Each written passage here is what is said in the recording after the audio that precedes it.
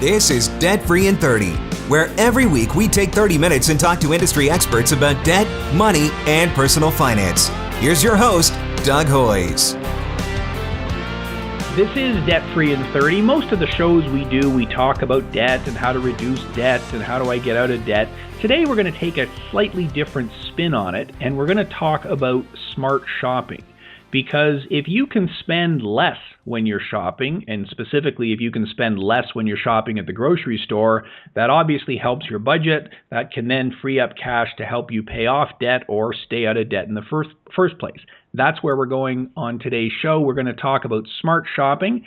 And I've got a guest who has been on the show briefly before. She was on our Halloween Scary Stories show back at the end of October. We've got her back for the full show today, so I think it's going to be great. So let's get started. Let's get to my guest. Who are you? Where do you work? And what do you do? Hi, Doug. My name is Nicole Olsen from Financial Fitness. I'm the program director here. We're a local nonprofit credit counseling agency. We're located in both Windsor, Essex and Sarnia, Lambton. And my job is to go out and do community workshops and teach people about budgeting, essentially a financial literacy educator, if you want to say. And one of my most popular topics is smart shopping and how to save money at the grocery store. Fantastic. Well, thanks for being back here today, Nicole. So smart shopping, how to save money at the grocery store, that is actually a seminar you run for people in, as you said, the Windsor area in Sarnia. So let's start with a basic question. What is actually possible? So what kind of grocery bill can I actually get to while still feeding my family? Well, right. They just recently put out a survey from the University of Guelph, and they kind of came up with it, and they said the average household of four will fork over about $8,631 in food and groceries in 2016 because our food costs are going to be going up. And I've been able to, over the last couple of years and some hard work, feed a family of four on about $150 a week. So I can scan that back quite a bit if you do the right things, and we kind of have a 4-step process on how to make the most out of your dollar when you go to the grocery store. So around $150 a week, so that would be obviously around $7,800 a year, certainly less than the $8,651 that study said. So we're going to get some good tips here, and I assume your family is still eating decent food, right? They're not all going hungry. They're not, just eating cucumbers all the time. Am I right there? Yes, I get a lot of questions if we've become vegetarians, if we're still purchasing meat, because that tends to be the most expensive. And we do. It just takes a little bit of time. And some people will ask, how much time do you have to do all of these steps? This must take a lot of work. And once you get on track with these 4 steps or 4 or 5 steps and get it going, it might take about an hour a week to get everything done that you need to do to save money at the grocery store. But if you think you're going to save anywhere between $20 and $40 a week, really, that's a significant amount of money on a weekly basis that you can save. Absolutely. And I got a lot of questions about that, but let's get to your 4 steps then, because that may answer a bunch of the questions I've got. So smart shopping, how to save money at the grocery store. When you're running your seminars, what's the first step that you talk to people about? So the first thing we talk about, and it kind of goes back to that home ec class that you might have had back in high school, essentially starting with menu planning. That's really where it starts. Getting an idea of what you're going to make over the next week, over the next 7 days, and getting an idea of what kind of food you need in the house.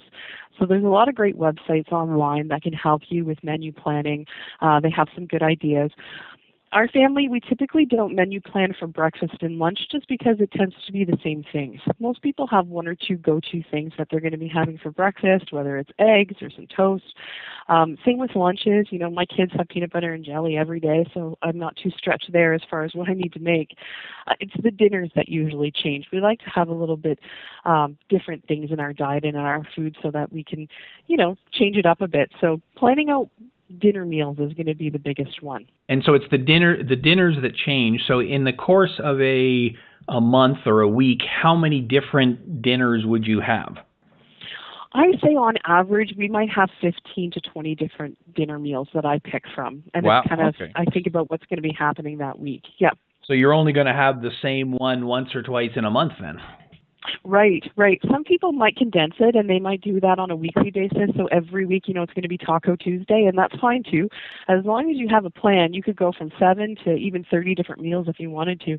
As long as you know in this next 7 days that I'm going to be doing my grocery shopping for, what is it that I need to purchase for me? Okay.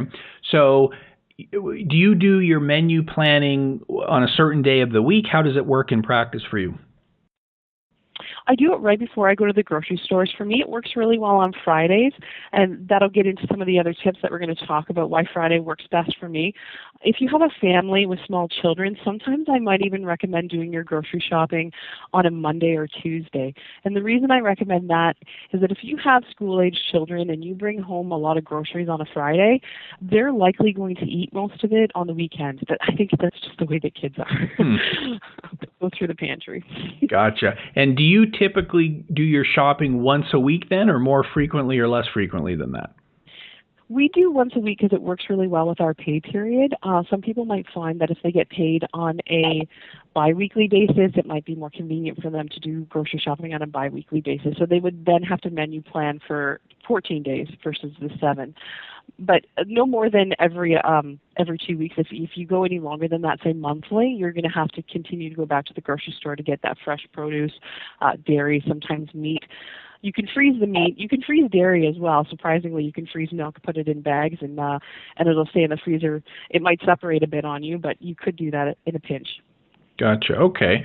So your advice then is you pick one day of the week. That's the day you make the plan. That's the day you go to the grocery store, and it may be a different day of the week depending on how your family sets up. But so the number one step then is menu planning. Figure it all out. Is there more to say on menu planning, or are we ready for step 2? I like to also have people consider a vegetarian option, just because right now meat is so expensive and it can be expensive.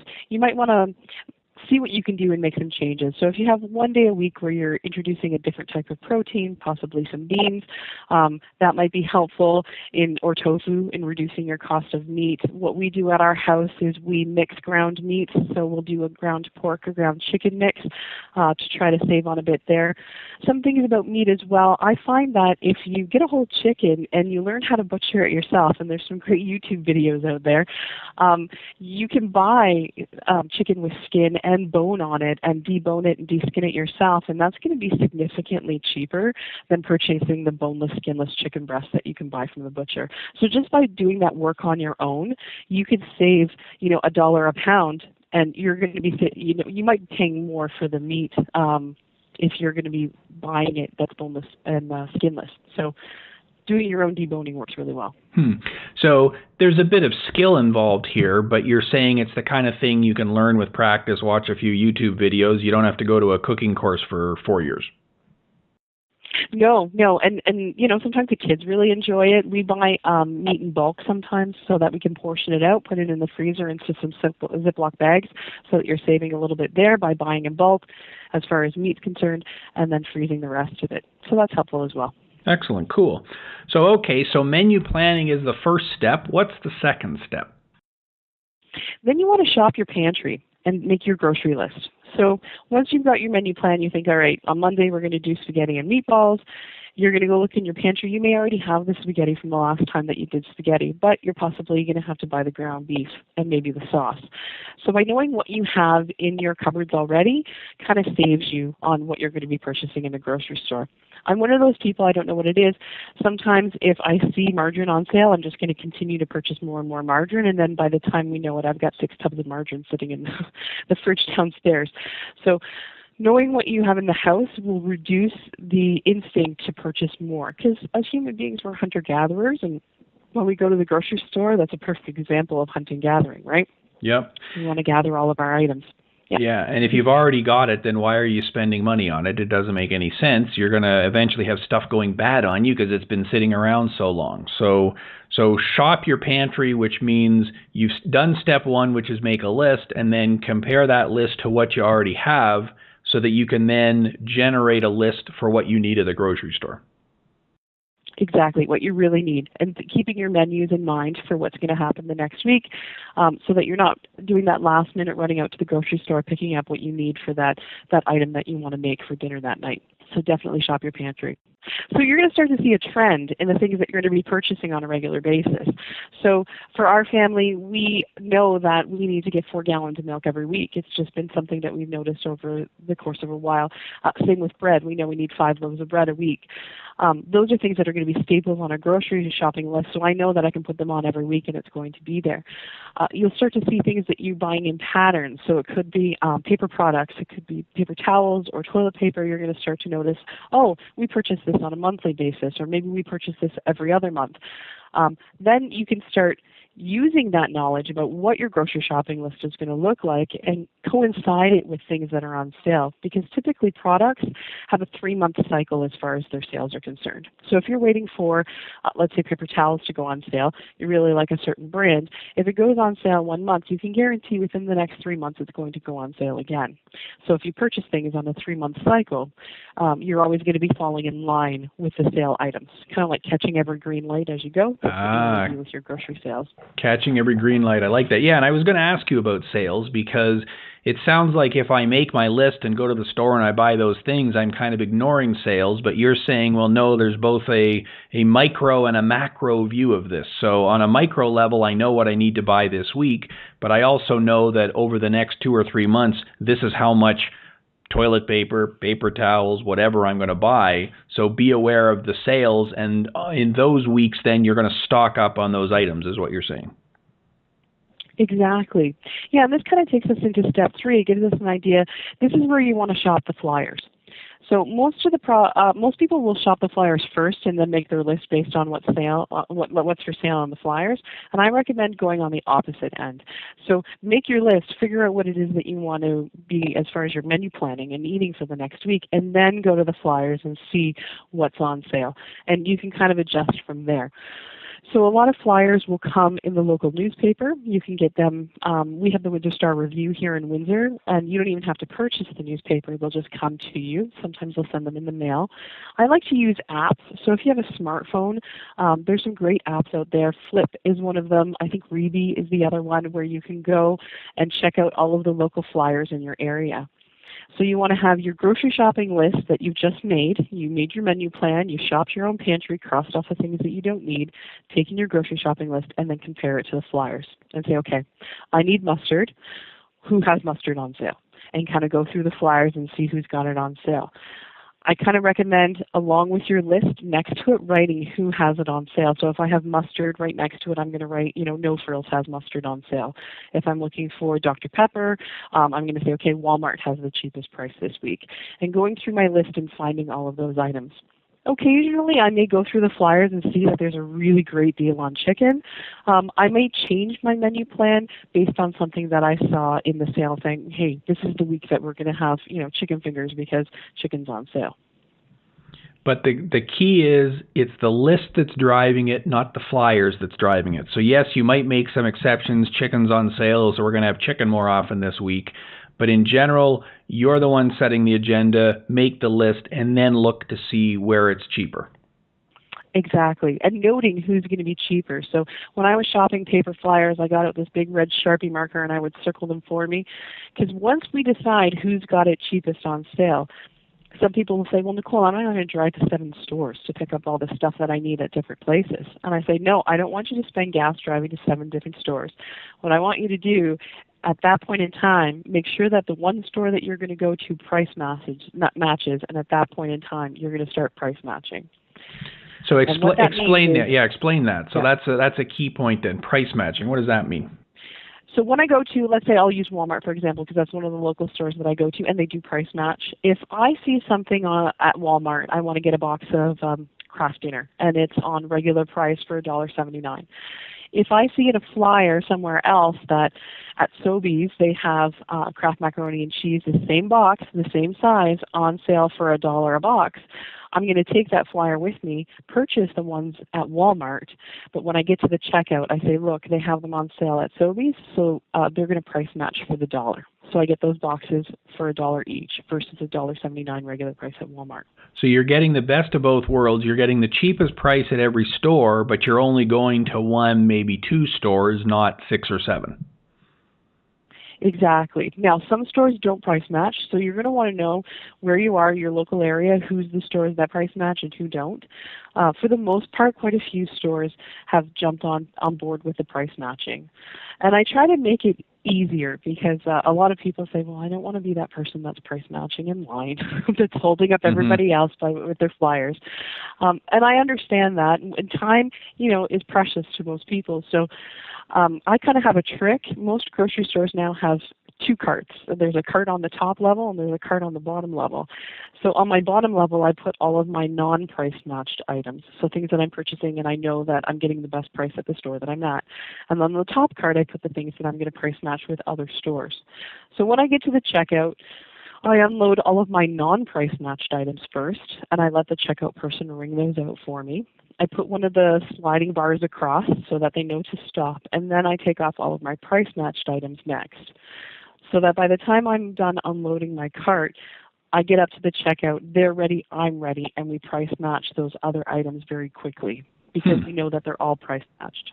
Yep. And I guess you're probably going to be doing the shopping at the store that has the lower prices that week, and so you're only price matching 3 or 4 items, not 15. So it's not as laborious a process as you would think. Is that correct?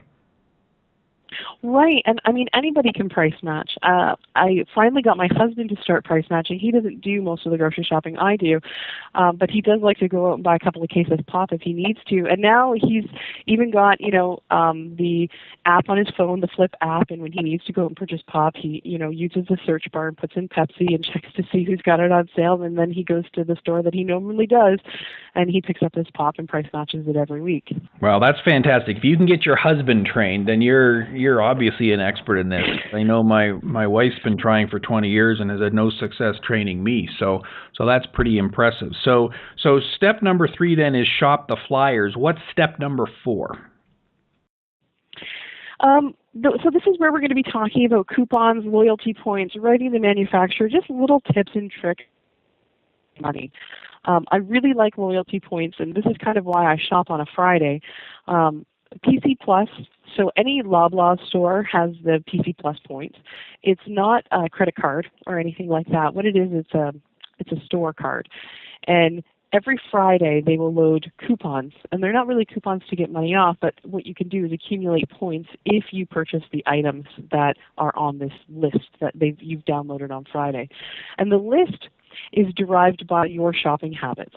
So if I have a cat and I'm constantly buying cat food at my local Loblaw store, they're going to notice that I buy cat food a lot, and they're going to start offering me points every single time I buy this cat food. So you load them up on a Friday. As you're doing your grocery shopping, I know I'm normally going to buy tomatoes. They're going to give me 500 points for buying tomatoes, so I'm going to purchase tomatoes. And they start to accumulate. And like most of the PC products, once you get 20,000 points, you get $20 off your next grocery shopping trip.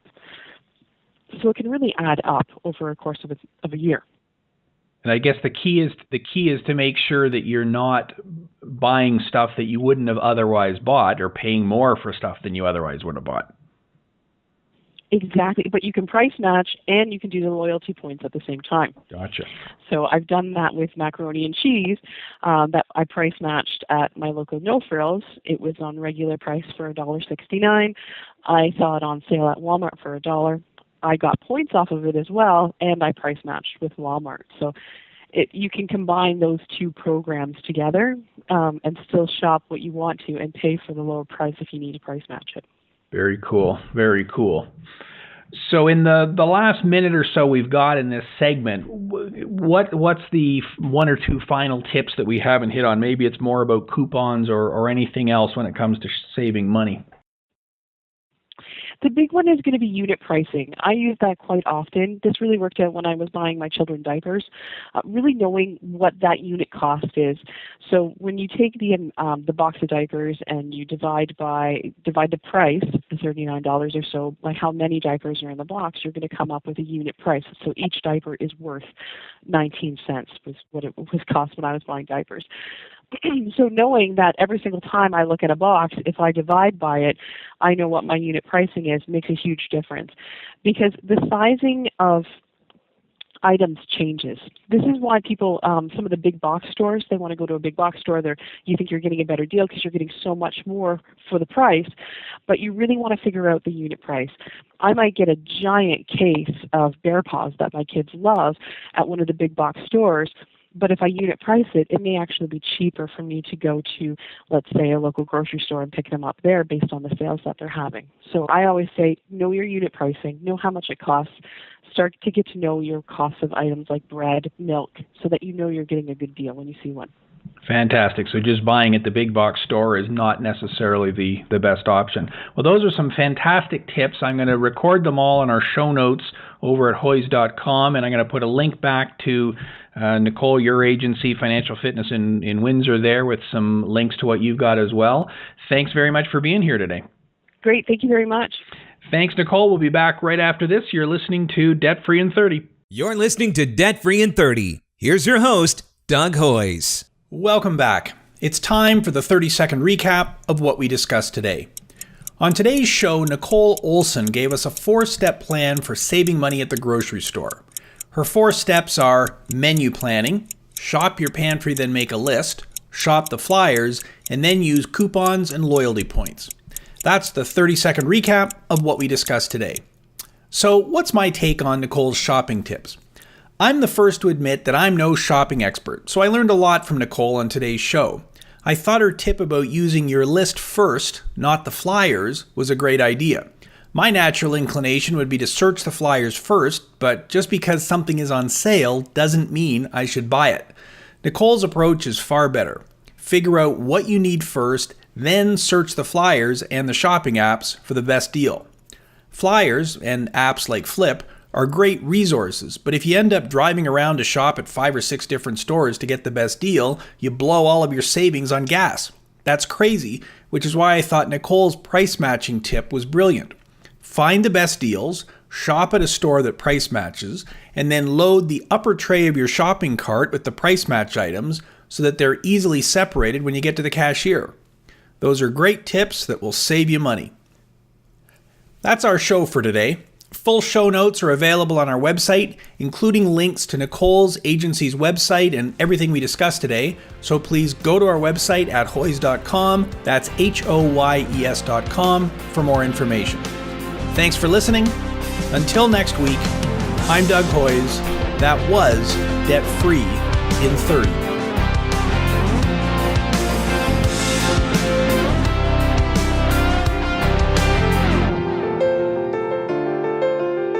Thanks for listening. That was Debt Free in 30.